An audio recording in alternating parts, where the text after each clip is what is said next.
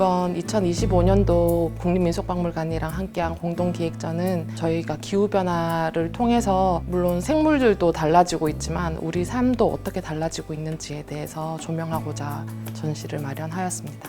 지구는 46억 년 동안 계속 기후변화를 겪어왔습니다. 하지만 그 기후변화는 자연스러운 균형 속에서 진행되어 왔던 기후변화라면 인간의 산업혁명으로 인해서 기후변화는 급격하게 가속화되고 있다는 것을 그래프나 자료로 확인할 수 있습니다. 그리고 실제 그런 기후변화로 인해서 우리나라 계절은 20일 이상 여름이 길어지고 20일 이상 겨울이 짧아진 그런 변화들을 겪고 있습니다. 전시장에 들어오시면 어떻게 그 변화들이 달라지고 있는지를 보실 수 있습니다. 전시장 구성은 크게 4가지 섹션입니다. 봄, 여름, 가을, 겨울 계절별로 전시실 위쪽을 보시면 24절기가 어느 계절에 해당하는지, 어떤 일들이 어떤 시기에 벌어지고 있는지를 함께 비교해서 보실 수 있습니다.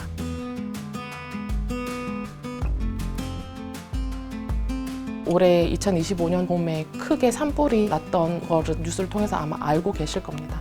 근데 봄철에 산불은 사실 예전부터 있어 왔고 기후변화로 인해서 조금 더 산불이 좀 더 재난화되고 있다라는 이야기를 좀 보실 수 있고, 실제로 산불이 커지면 그런 것들이 또 기후변화에는 또 악영향으로 계속 악순환이 되고 있다라는 이야기를 좀 현실적으로 다루고 있습니다. 안동에서 실제로 그 산불이 났던 현장에서 탄화목을 구해와서 조금 전시물에 더 실제적인 의미를 부여하려고 했고, 그런 것들을 보면서 관람객들이 전시장에서 기후변화의 위기에 대해서 같이 공감할 수 있는 그런 전시물의 역할을 할 수 있지 않을까라고 생각을 했습니다.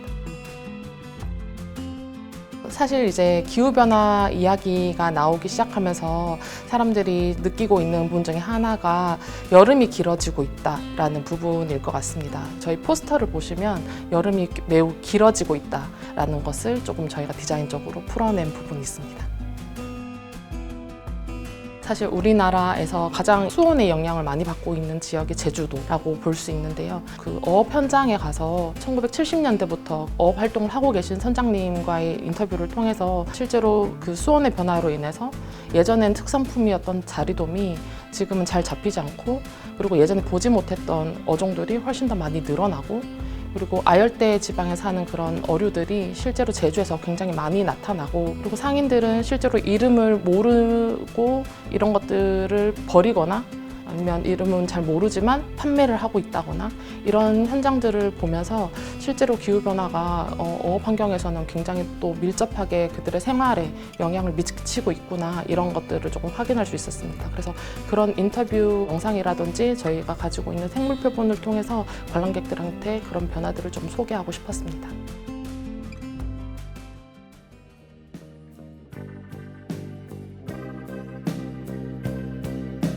가을에 대해서는 많은 분들이 이제 추석을 떠올리실 것 같습니다. 근데 2024년도의 추석 같은 경우에는 굉장히 이제 폭염과 열대야 이런 것들이 계속 길어지고 있다라는 실제로 뉴스가 있었고, 그리고 과거에 1970년대 추석 그 풍경과 실제로 지금 현재를 비교해 보면 모두가 긴팔을 입고 있던 그런 풍경에서 지금은 이제 폭염과 아열대로 인해서 굉장히 이제 반팔을 입고 있는 그런 풍경들을 실제로 비교할 수 있는 부분이 있었습니다. 아열대의 작물들이 지금 내륙 쪽으로 점점 북상하고 있다라든지, 그리고 추석 차례상에서 사과, 배, 밤 이런 것들이 전통적인 작물의 하나였다면 계속 이제 북상화되고 구하기가 어려워지고 하면서 대체 작물에 대한 이야기가 나오고, 그런 것들이 실제로 그런 전통 차례상에 맞는 작물인가에 대해서 논의되고 있는 그런 부분들을 조금 소개하고 있습니다.